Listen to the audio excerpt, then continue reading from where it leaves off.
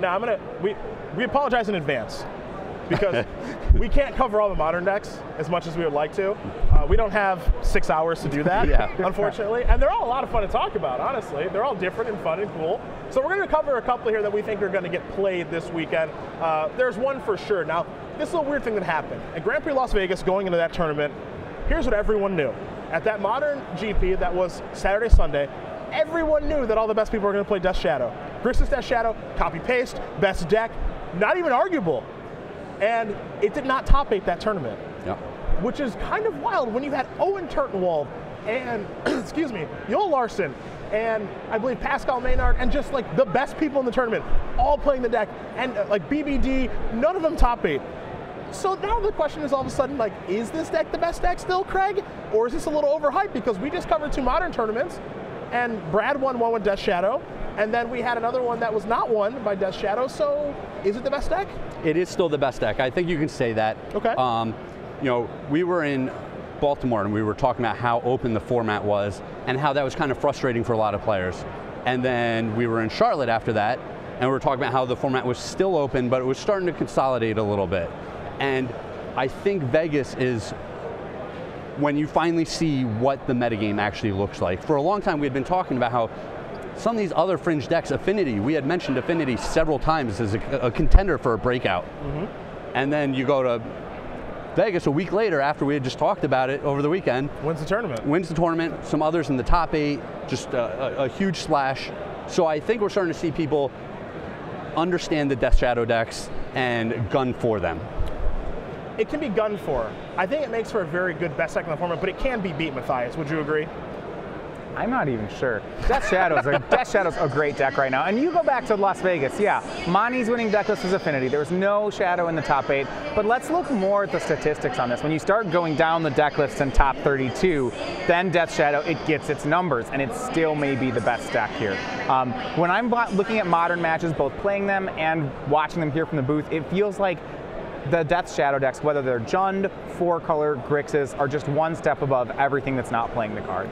Now I know one of the opens earlier this year, Ryan, you were kind of playing a Grixis deck with Street Wraiths and Thought Scours and stuff. I don't remember if you had Death Shadows in them, but you were kind of dabbling in that area. So I know that you were kind of one of the first people to realize that this is a thing you can be doing. It has evolved into a deck that a lot of people like to play. Talking with Pro Tour Amonkhet champion Jerry Thompson, Jerry said he was kind of coming this term because he really wanted to play Death Shadow in Modern again before it gets banned. You know, are we looking at that powerful of a deck here? If trends continue as they were before Grand Prix Las Vegas, of course Las Vegas was a data point that is a strike against banning Death Shadow. It suggests that the card is fine in the format. I think that actually long term, people talk about when you have a best deck, they say people aren't really tuning to beat the deck, and honestly I think that the Death Shadow deck isn't at its peak yet. Okay. I think that people are playing a list that is maybe slightly outdated. A list that I actually really like, if you look at our team open from Louisville, Clay Spickelmeyer's winning list. He won the Open with Chris Anderson and Spencer Garnier. He was playing Jund, Splashing, Stubborn Denial, and that deck felt very powerful. Honestly, when I play the current build of Grixis Shadow, I feel like Street Wraith is an obligation. You have some draws where it's incoherent with your game plan. The Jund deck, it's a privilege. You always want to draw Street Wraith. So honestly, I feel like there's a lot more to explore within the Death Shadow archetype itself. There's a lot going on with that deck. There's a lot of moving parts, but here's what we can't argue. The power level deck's very high. Yeah. Death Shadow is awesome in the deck. Tassiger on turn 2, Gurmag Angler on turn 2, Kolaghan's Command, Stubborn Denial's a hard counter. Snapcaster Mage, can't forget about that, obviously. Power level deck is extremely, extremely high. I expect once again for the best people to be playing that deck this weekend, but there are other options to go to, and we're going to go right to Affinity, because Manny Devuti did win Grand Prix Las Vegas with that deck, because for whatever reason, when you and I were covering Baltimore and Charlotte, this deck just wasn't really there. No one wanted to play it. And I don't know why, and I was thinking about that the whole time, like, I don't know why no one's playing this deck, but I feel like they should be, and then it just kind of, honestly, it creamed Vegas. Like, it's weird to say Affinity came from nowhere because it's been a deck since Modern started, Matthias, but it creamed Vegas. You know, this is not the first time where we've seen Modern a spot where there's a deck on its own in Tier 1, we saw it with Eldrazi, and yet Affinity still hangs around just fine. Yep. And this isn't the first trophy. You know, you saw Monty Devuti getting a trophy with it in Las Vegas.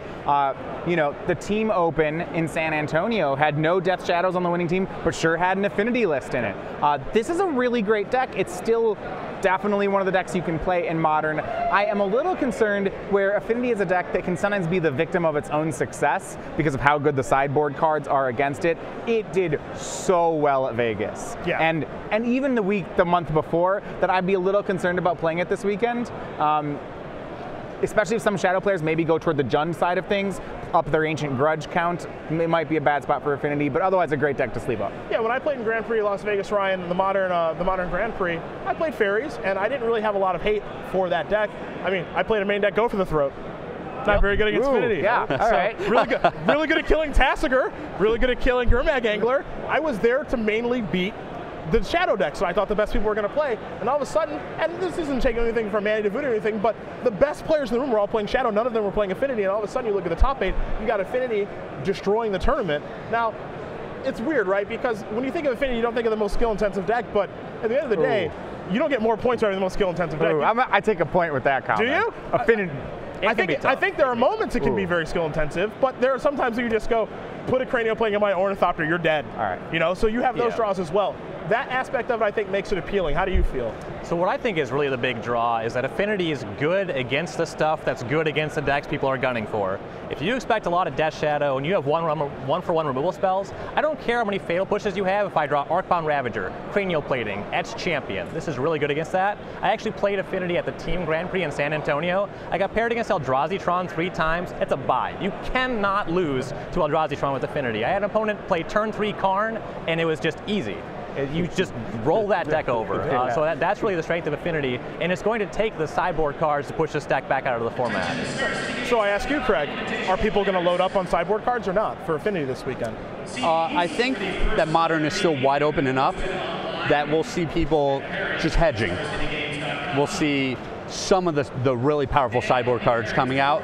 I don't think people are going to go over the top to beat this deck. We've already talked about how Grixis Death Shadow is still probably the top deck in the format. Looking out for Death Shadow and looking out for Affinity are two very different sideboard strategies. It's true. And another deck that requires a different sideboarding strategy, there's a little bit of overlap between Death Shadow and Dredge, but not entirely. Yeah. You know, you do want to go after their graveyards a little bit, but as we take a look at Dredge very quickly, you know, obviously this is a deck that we know Ross Merriam likes to play. We've seen Todd Anderson, Tom Ross, those guys play that. Ryan, I'll start with you to make our way through this because the player meeting is going to start here in just a moment. For Dredge, good choice, bad choice? Good choice. Okay. It's actually the only format where I feel like Dredge sometimes gets better in the sideboard games. If your opponent mulligans aggressively to Rest in Peace, first of all, it can be too slow against your nut draw. Second of all, you get this huge upgrade in casting Trained Armadon, which doesn't sound like much, but if my opponent mulligans to a non-functional Hateful Hand, and I cast 2 mana 1/1, 3 mana 3/3, sometimes they're just going to lose. Yep, that's true. Matthias, for you? You know, it's one of the decks I think that can claim a positive Shadow matchup, so I do like that about it. A little skeptical on the rest of it. It's okay. For you? I know you've been kind of a big proponent of it. I like this deck a lot. I think it's one of the best Game 1 decks in the format. Everyone's got to look out for all of these various creatures running around, and Dredge just does not care about your removal at all. Very true. Doesn't really care about your discard spells a whole lot, so it's just so well positioned in the Game 1s that it's hard to dislike a deck like that. Now, before we do put a wrap on this here, because player meeting is about to start behind us, we don't want to talk over that for the players over here. There are obviously a million other decks. There are your Thoughtseize decks, you know, Splashing Lingering Souls. They can be black-green, they can be Jund, they can be Abzan. You know, some play Dark Confidant Tarmogoyf, some play Grim Flayer.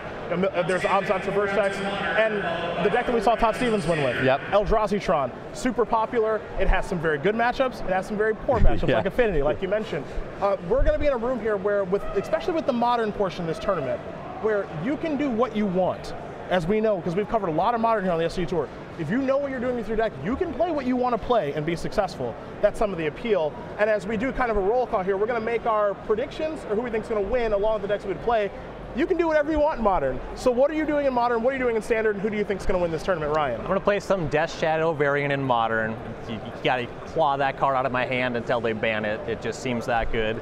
In Standard, I probably make a bad judgment call and play Torrential Gearhulk. That's my nature. My pick to win the tournament, I'm going to pick my best friend, Brad Carpenter. Recently joined the Metagame Gurus. That's a great team. Recently won the Louisville Modern Classic. Really great player with a great resume and really set up to win the tournament. Matthias, I'm coming to you. All right, so for Modern, I want to play Death Shadow. I want to be a little retro with it, though. I want to play Jund Death Shadow. I care enough about Affinity that I'm going to switch a color. In Standard, I really like Mardu right now. It's powerful. I'd probably play that. Pick for the tournament, I think Standard's open enough that I want a player who's kind of a single deck guy, who's got a lot of reps in with his deck, but I want someone who also has the play skill. I'm going to go with Brennan DeCandio for this tournament. I think that's a pretty good choice. Craig, I'm coming to you. Okay, so I think I want to be playing Dredge right now. I think there's still enough noise in the Modern format that people just don't have enough hate for this deck.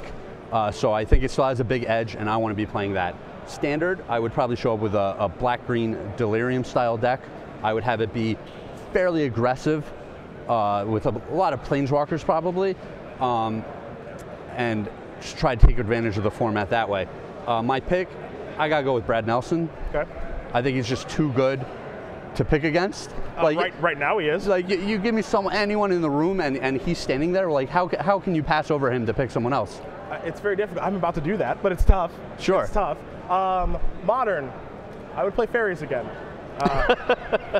Look, you can do whatever you want, and I think I'm taking the same approach I was taking to Vegas, which was best people in the room are going to play Death Shadow. Yep. I have to beat Death Shadow, and my matchup there is pretty good. Now, Affinity matchup, not good at all. We're still playing Go for the Throat?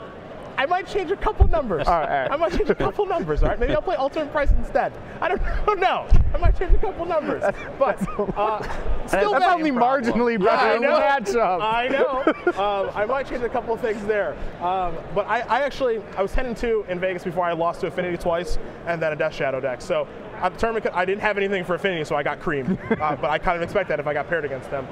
For Standard, I would play Mardu Vehicles because I love 75-card decks. And that is the hallmark of a 75-card deck, just like Jund in years past. You know, you get the best sideboard, and I love having the best sideboard when it's best 2 out of 3. And if I make the top 8, best 3 out of 5. And then last, but certainly not least, he's been hiding for a little bit. That's Jerry Thompson. Okay. He won the Pro Tour. Pro Tour winner. Pro Tour champion. Right. Quietly won under the radar. Pro Tour champion, 2-time Invitational champion. I think 6 Invitational top 8s. But post Pro Tour, he hasn't really been. No, post Pro Tour, he hasn't really been anything. It's the dark horse pick. Yeah. Way to find the sleeper out there. Thank you very much. Post Pro Tour, like he went to Vegas, didn't have a good tournament or anything. Didn't go to Grand Prix Cleveland because Josh Cho and Raptor are already like good to go for the season. Yep. And they normally do well in those tournaments anyway. But he hasn't really been like at tournaments much. And he said like he wanted to come to this because he wanted to play Death Shadow in Modern before it got banned because he has a feeling it's going to get banned. I think a lot of people do. And that deck's great. Yeah. And if he wants to go back to zombies, he knows the deck better than anybody. He won the Pro Tour with it. So give me Jerry T. A real tough pick here in the booth for me. Jared Silva, our director of organized play, is making his announcements, so we are going to get out of here. So for Ryan Oversher, Matthias on Greg Krempel, I'm Cedric Phillips. We take a short break. We'll have round number 1 of coverage for you guys, 12:30 Eastern. Until then, enjoy some best of SCG Tour and some other things, and then we'll start round number 1.